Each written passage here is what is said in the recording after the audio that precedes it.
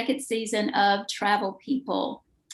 Today, I'm very excited about this first guest. Her name is Miss Amy Fairfield, and we met in Morocco at the American School of Marrakesh, where we both taught. And she still has a notebook and is taking notes there. But let me tell you, this girl she has gone to a lot of other places since I last saw her, and I'm so excited to get to catch up. And Amy, tell them what is in the background. Okay, so I am in Dubai right now, right in the heart of the Dubai Marina. And as I was telling you just a couple of minutes ago, I don't know if you'll be able to hear it, but the behind one of these buildings is actually the Grand Mosque for the Marina. So you may be able to hear it because today's Friday. It's Friday night here. And Friday night is a holy day. Friday is always a holy day in a Muslim country, but not only that, it's Eid. So Eid is a 3-day holiday that marks the end of Ramadan in the Muslim culture and in a Muslim country. So it's going to be an extra, like it's on a Friday. It's always extra loud. So you might be able to hear it when it goes in just a few minutes. But yeah, so we're on holiday. Right now, we've had a few days off of work and school to celebrate the end of Ramadan and Eid. So that's always a cool time here. And our normal work week here in the Middle East is Sunday through Thursday anyway. So we're always off on Friday and Saturday. Nice. So, yeah. So her apartment is amazing, and she's right there. Any iconic buildings you've ever seen, any pictures you've seen of the Marina and the Persian Gulf are just right outside right here. If you look right out this way, I'm not going to try to show you because you can't see it very well because it's night and with the glare, but the wheel, the Ain Dubai is right outside, and so is what we call the Persian Gulf. So I look out over the sea. You can't, like I said, it's night, you can't see it right now, but it does have a good view. And I was telling Cindy that I ended up with this place because it was sitting empty during lockdown. So the UAE locked down really early last year, the end of March. We had mandatory masks, and we still have that now. You have to wear a mask to go outside, but they went really early. And for about 2 months last spring, you had to apply for a permit to leave your house. You couldn't go anywhere and that kind of thing. So a lot of apartments all over Dubai, probably all over the region, were sitting empty. And I have a friend that lives in this building. She lives upstairs, and she saw it on Property Finder or something. And she was like, oh, this place is empty. And she came down, it was open because Dubai is really, really safe. People don't always lock their doors. Like we were just looking at a couple of apartments in this building that are 2 bedrooms. Last night, I'm in a 1 bed. You can just go in and look around. So she came in and took some videos. And like I said, this place was sitting empty during lockdown, which is how otherwise I probably wouldn't have been able to afford an apartment with this kind of view. But that was one positive of the pandemic last year for sure. Just the view, even not just from the balcony and not just where she is now, but even her bedroom. It's like something you see in a movie. It really is. Yeah, you can see the boats that go by and the marina and that sort of thing. So yeah, it's pretty cool. Yeah. So Amy, I think we might have been the only, at least when I was there, maybe the only Southern teachers from the U.S. She's. Yeah, I think we were. Yeah, she's from Virginia, and I was born in Kentucky, and now I'm based, have lived in Tennessee for a very long time. And yeah, I don't know about you, but this is, the experiences that we've both had as international teachers. I would have never dreamed when I was a kid.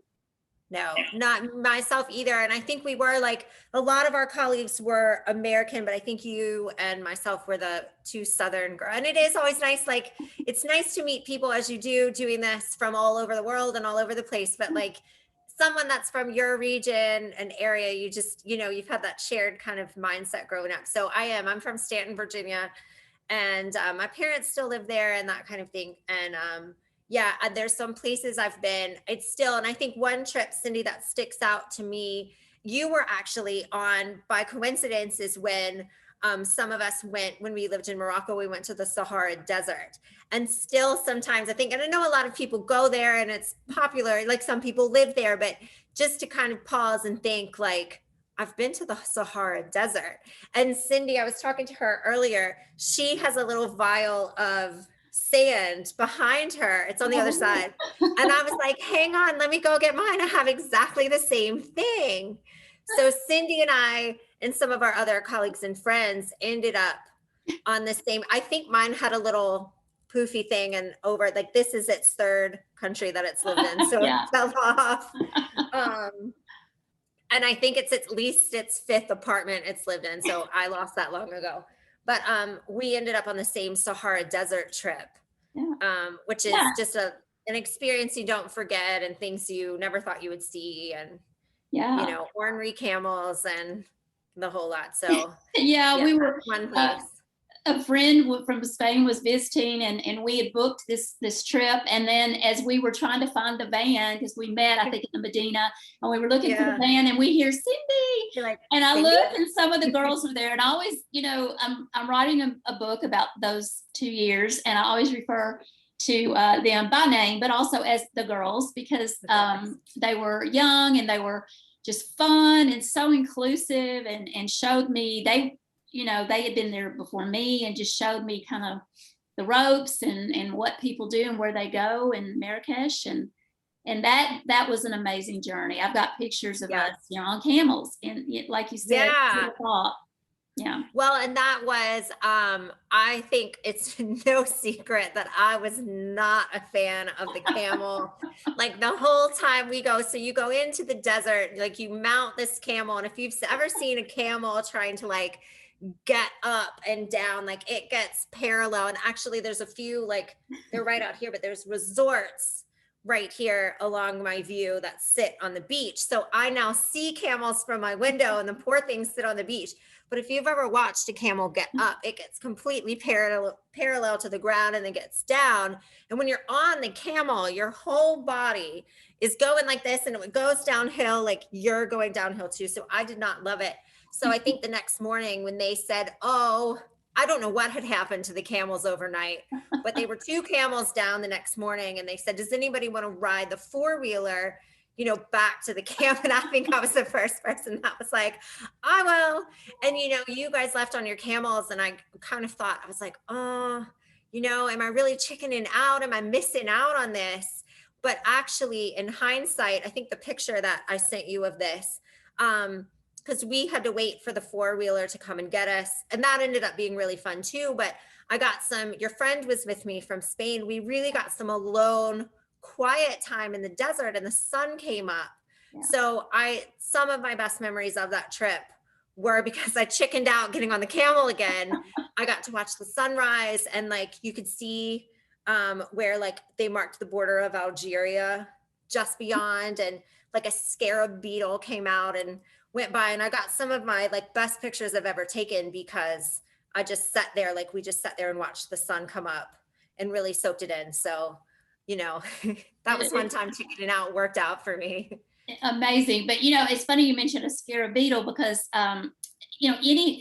anything about the desert, and of course it's supposed to be Egypt, I think, in the movie The Mummy, but The Mummy and The Mummy 2, I just watch those again because they were filmed in Morocco, and they were and we got to go on that trip to the Atlas Studios, and we saw, and it wasn't, not just those, and again, those Beatles are in both of those movies, but just so many movies were filmed there. A lot of them were, ones you don't expect, and, like, some older ones were as well. So a lot of times when you see Egypt or anywhere else, it's supposed to be the Middle East. And I can't think of the titles of them now, but I'll watch movies now and I'll be like, that's Morocco. And so I Google it, and I get on IMDb, and I'm like, that's Morocco. Me too. That, I think it was the first Jack Ryan, maybe the pilot was, I kept going, that's Morocco. That's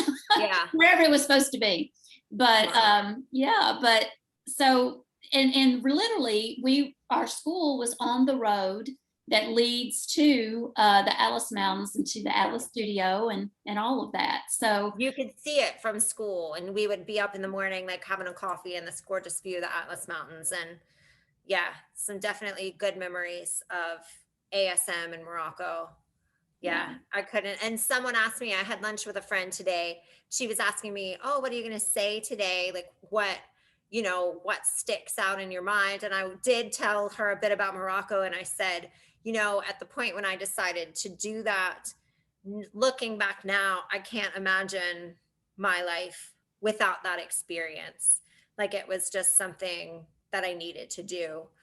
Because I had, international teaching is something I'd had in my mind. So I'll give you a little bit of, this is one thing Cindy had asked me about. I'll give you a little bit of my background. I was a French teacher in the Washington, D.C. area for 11 years. That is called Osborne Park High School. So go Jackets. And it was lovely. Like it was a great school. I had great friends. I had a nice job there, but had always kind of felt like I wasn't quite done with that and didn't know if I wanted to be there another 11 years. So joined Search Associates, which I would recommend if you're looking to do international teaching, and had gone to a job fair in Boston that year and had some other more lucrative job offers, but really wanted to go to a French speaking country. Had always wanted to go to Africa. And then, it's a long story, but then ended up at ASM.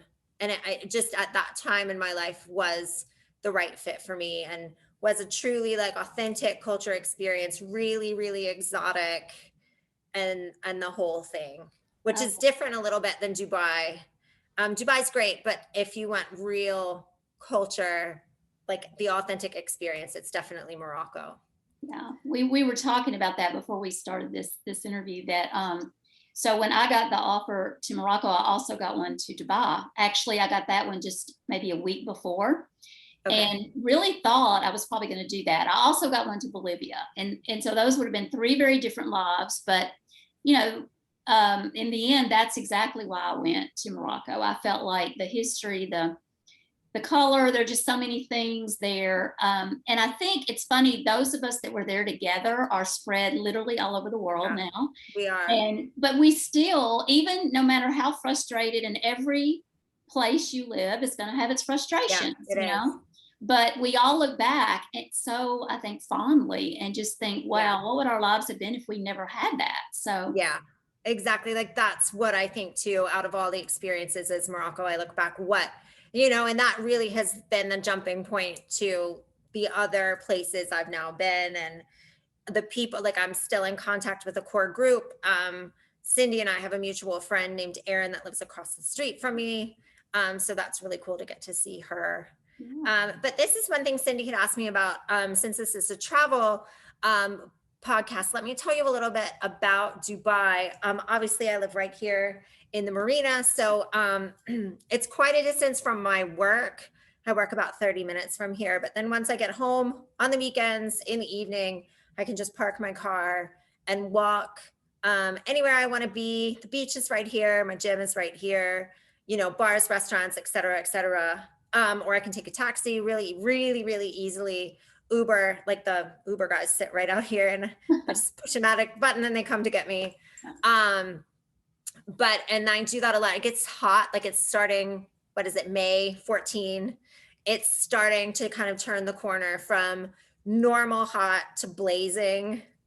And when you do that, like it is too hot to be outside for any length of time, really. And it does there's a misconception that here, like it's hot, but it's really dry. And that's not true. It's humid here too. So it's like opening a door to an oven. You get used to it. You do definitely get used to it, but it literally is like an oven. So what is the heat? How high does the heat of the dome? Right now, average daily temperature is about 100 Fahrenheit.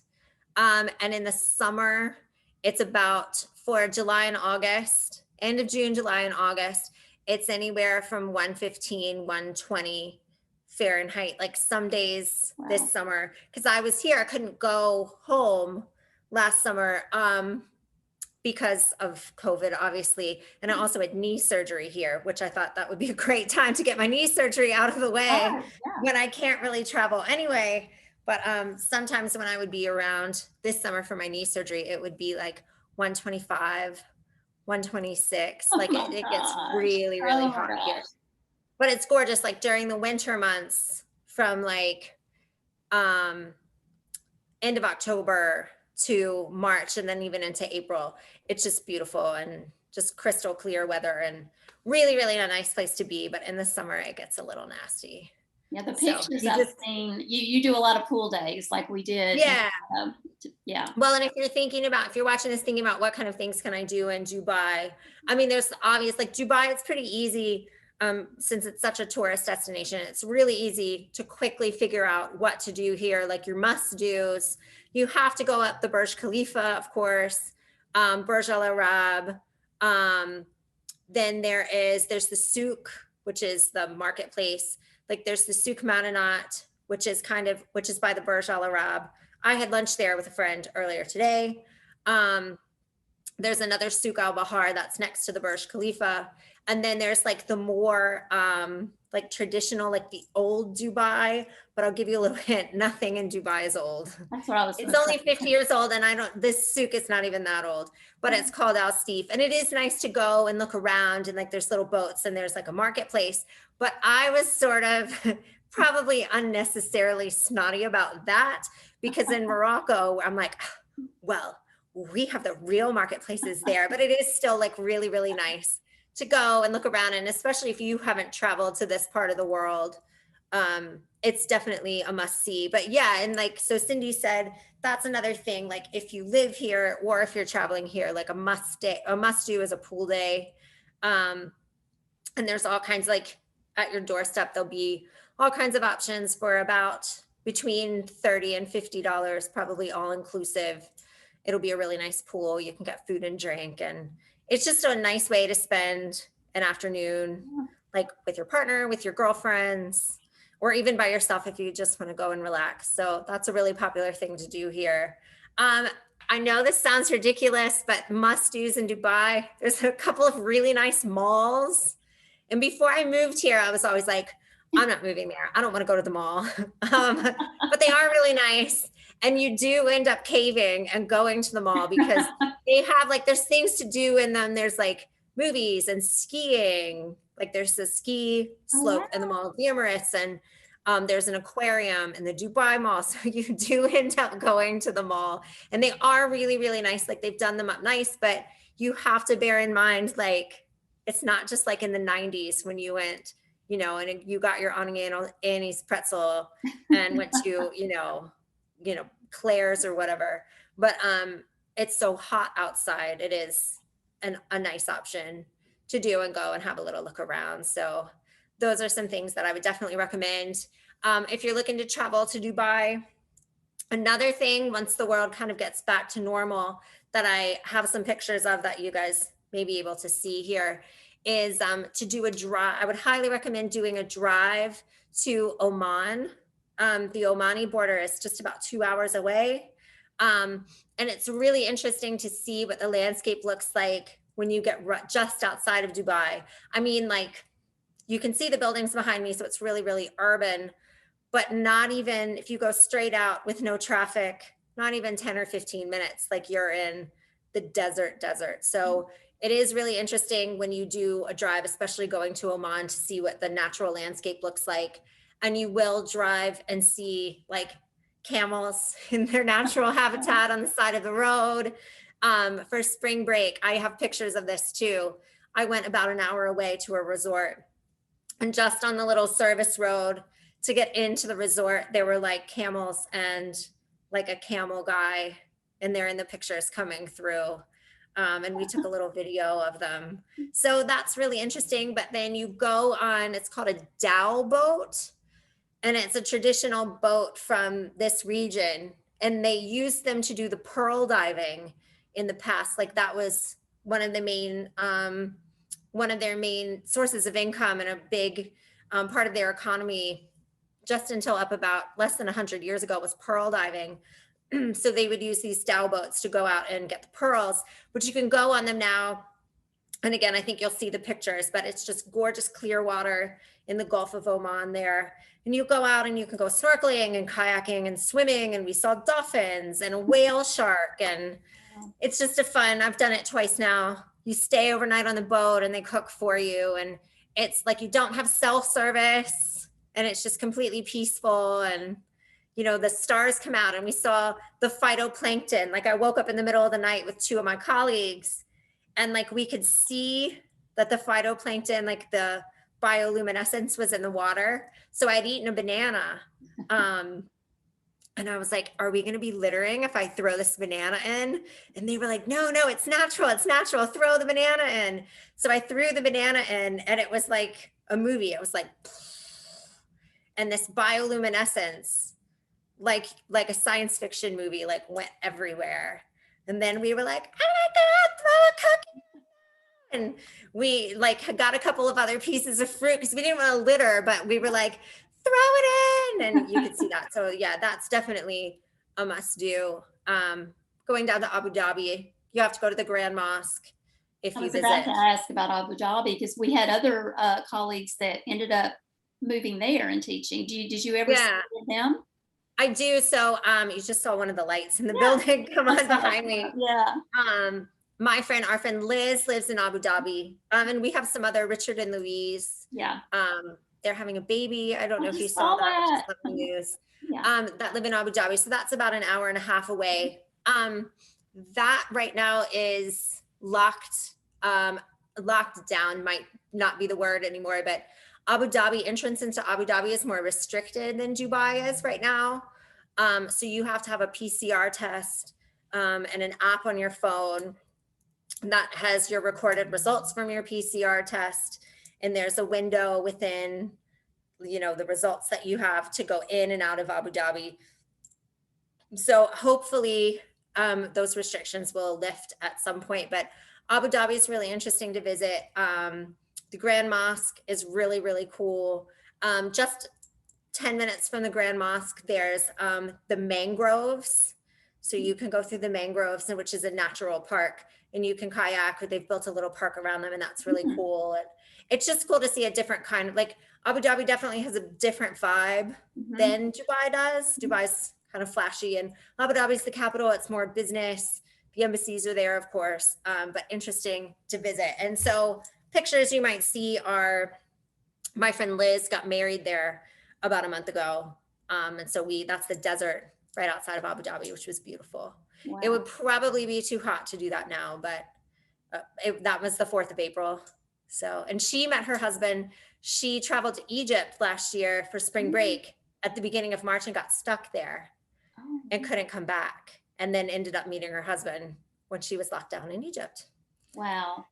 That's a story. That's a story. I'll let her tell that story. But that is amazing. Yeah. Lovely guy.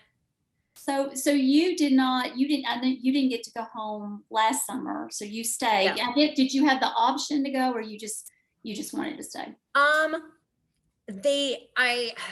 could have technically gone. The UK, most of the people I work with are from Ireland or Scotland, England, so the UK. And so they have had more like cut and dry restrictions than we have. I could have gone last summer if I wanted to, but everything at that point when I would have had to have made the decision last spring to go was very, very uncertain. And I wasn't sure. And I kind of had to decide, okay, am I going to get this knee done or not? And it just seemed like a good time because at any point, like I said, for a lot of last spring, we were completely locked down and couldn't even go to the supermarket. So traveling international was going to be out of the question. So it was really uncertain. So I technically probably could have gone last summer, but didn't look good. And I think it would have been really stressful. Are they going to close the border? What kind of restrictions? Because I did go home at Christmas and I ended up having to come back early just with the timing of because you have to have a negative test or get tested at the airport and this and that. And just with the timing of that, I ended up having to come back here early. So I was supposed to leave the US on the 27th of December and I ended up leaving the US on the 23rd. So I was technically back here on Christmas. Have most people gotten the vaccine there? Is it available? Yes, Yes. it is. They've really been good about getting the vaccine and making it available. And I think it's easily more than 50% of the adult population has been vaccinated. And it may be something more like, I mean, it's pretty high. Again, they've really, so I've been vaccinated. I had the Pfizer vaccine. Schools provided the vaccine. It's obviously, it's not at cost for people, but a large percentage of the adult population here has been vaccinated, because most people here are expats, whether they're Western expats, teachers, marketing, businesses, or there's a lot of laborers here that are from Pakistan, Afghanistan, India. And that's been a big thing here lately, is a lot of the laborers are from India or Bangladesh or Pakistan, and their numbers have been so high, and they've cut off travel from those places. Right. Yeah, but I've been vaccinated. I also had COVID. I got it. I'm pretty sure I got it on New Year's Eve. Yeah. Oh, wow. Yeah. Did you do okay with it? I mean, yeah, I did okay. Like, I was sick, but I think I got off easy. Yeah. You've done a lot of travel now on that side of the world. I know when we were in Morocco, that was the first thing I noticed, is when I met all the teachers that had been there, they are talking about, the best deal on Ryanair, the best deal on EasyJet. And it was almost like, book each, here's a tip, and everybody would watch. And like I've said before, we would get deals sometimes for, $50 round trip, which to go, somewhere in Europe. So, and I know before we get to all the other places you've been, when you were there, I think you girls were going to a lot of places as well in Europe. Yeah, so that was one thing that was really cool about living in Morocco, is you got to visit a lot of places, that really cool places in Morocco. Like, and I know you've been there too, like one of the fan faves, if you will, is always Essaouira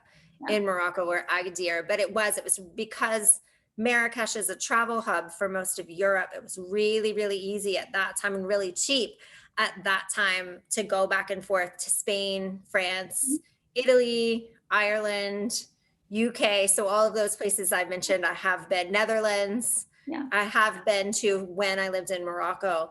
And like Cindy said, like, you watch the deals on EasyJet, on Ryanair, and it was hard not to go, because your round trip to somewhere like Barcelona, or we went to Lisbon as well, like for $100. And it definitely became, I mean, I won't say it wasn't to the point where it was addictive, but it was fun and easy. It was pretty close. Right. I found it really hard not to go. And if you're someone that likes to travel, it was hard to say no. Absolutely. And then after I lived in Marrakesh, I lived in Hamburg, Germany. And that was pretty much the same, like, European travel from there was really, really quick and easy. So then went to all over Western Europe, really. But I think one of my favorite stories from Hamburg, traveling within Europe, my friend, I think it was a Wednesday afternoon, my friend Shannon kind of, at the end of school, like, bounced into my classroom. She was like, I was like, oh, what are you doing this weekend? She was like, oh, I'm going to Lisbon. I'm going for MYP training. So we did the IB program. So MYP is the middle, like 6 through 10, and then DP is 11 and 12. And the International School of Hamburg was really, really good about providing professional development for you. So you could go, you'd pick a workshop, and you still had to go and work and attend these workshops, but you'd pick a workshop you needed to go to. And then school basically would pay for your weekend in Barcelona or Berlin or wherever. So Shannon happened to be going on a training in Lisbon. She was like, well, I have my room. You should come along. And obviously she would be busy during the day, but I was like, ooh, let me see about these flights. And there was a flight, I think it was €120 or something, from Hamburg to Lisbon. And I was like, I could do that. And of course, I shared a room with her. But by 3:15, like on a whim, I was like, oh, I guess I'll go to Lisbon this weekend. Why not? Yeah. So That is it was that exactly the way easy. it was. Yeah, I was love that. So tell us now, since you've been in Dubai, you've been traveling east. So tell us where all. Please join me for part 2 of this interview with Amy Fairfield, international teacher, when she'll be taking us to countries eastward. Also, if you haven't subscribed to Travel People on this YouTube channel, please do so. And if you'd like the audio version that you can listen to this summer, if you're taking a road trip, commuting to work, or at the pool. Also, in the show notes will be links to my blog, southerngirlgoneglobal.com, where you'll get more information about some of the topics that we discuss here. Until we meet again, take care and happy travels.